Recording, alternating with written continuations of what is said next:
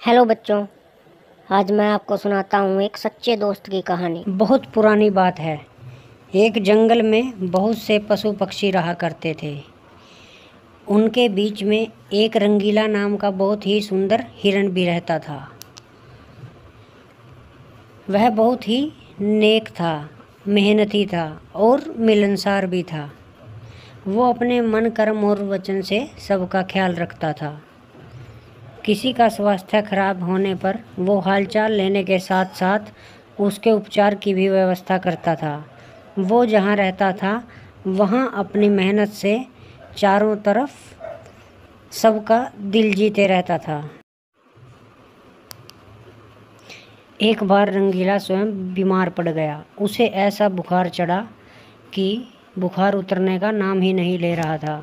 उसने स्वयं कुछ जड़ी बूटियाँ खाई, लेकिन कोई लाभ नहीं हुआ।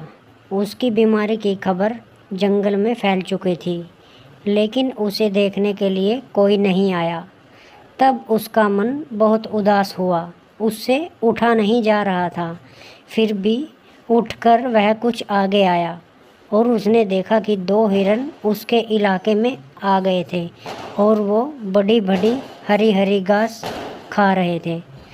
उन्होंने जब रंगीला को देखा तो वो मुस्कुराने लगे। अरे रंगीला, कैसी है तुम्हारी तबीयत? हम तो तुझे ही मिलने आए हैं। अब कैसी है तुम्हारी तबीयत? हाँ रंगीला, कैसी है तुम्हारी तबीयत? तबीयत में कुछ फ़र्क नहीं आया है। अब कोई दूसरी दवा लेनी पड़ेगी। हाँ हाँ, अच्छी दवा लेना, अपना ख्याल रखना। अच्छा ठीक है, अभी हम चलते हैं। रंगीला मुड़कर अपने स्थान पर वापस चलने लगा और उधर वो दो हिरण दोबारा हरी हरी बड़ी बड़ी घास को चरने लगे। मैंने इस जगह के बारे में जितना सुना था उससे भी अच्छा पाया। रंगीला ने बड़ी मेहनत से इस गुलशन को सजाया है। चारों तरफ हरियाली ही हरियाली है।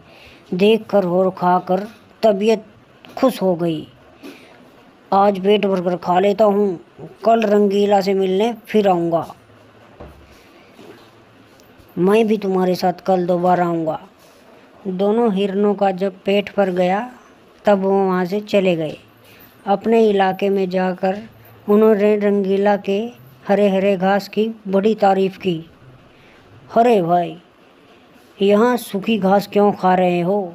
वहाँ जाओ रंगीला के दरबार में और वहाँ रंगीला का हालचाल पूछने के बहाने जाओ और हरी बड़ी बड़ी घास को जी भर कर खाओ। उसके बीमार होने पर भी हमें हरी घास खाने को मिलेगी। इससे अच्छी बात और क्या हो सकती है? बहुत सारे हिरणों की टोली बन गई और सब रंगीला के पास पहुंच गए उसका हालचाल पूछने। इस बात की बड़ी खुशी हुई कि इतने सारे लोग उसका हालचाल जानने के लिए आ गए। यह नज़ारा देखकर रंगीला का सर ही चकरा गया। सारे हिरण उसके इलाके का हरा हरा घास चरने में लग गए थे। उनके पास सर उठाकर इधर उधर देखने की भी फुर्सत नहीं थी। रंगीला बेचारा मन ही मन सोचने लगा कि ये लोग मेरे पास 2 मिनट भी नहीं रुके और घास खाने के लिए जुट गए। अगर अब यही हाल रहा तो मेरे इलाके की सारी घास साफ हो जाएगी। मेरे खाने के लिए भी कुछ नहीं बचेगा। कुछ देर बाद रंगीला का एक मित्र मोनू भालू आ गया। उसे आने में बहुत देर हो गई थी।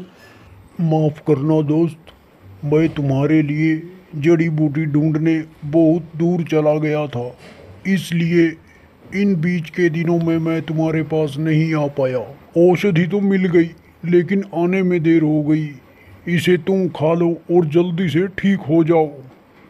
रंगीला ने औषधि खाई और उसे कुछ समय के बाद आराम मिलने लगा। उसका दोस्त मोनू भालू उसके साथ ही रुका रहा। 2 दिन के बाद रंगीला की तबीयत बिल्कुल ठीक हो गई, लेकिन अब उनके खाने के लिए ना तो घास बची थी और ना ही कोई फल। रंगीला की सारी मेहनत पर पानी फिर चुका था। वो बहुत उदास था।